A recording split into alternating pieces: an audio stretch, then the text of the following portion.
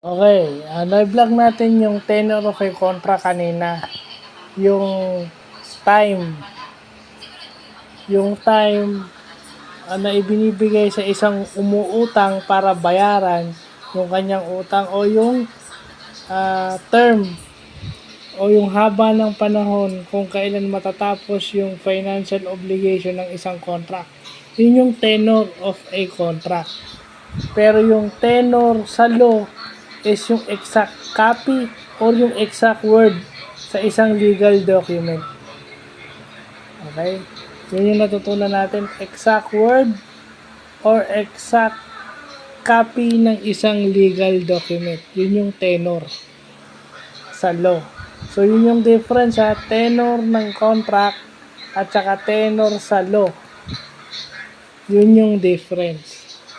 Yung isa may concern sa financial obligations, yung time for a financial obligations to mature.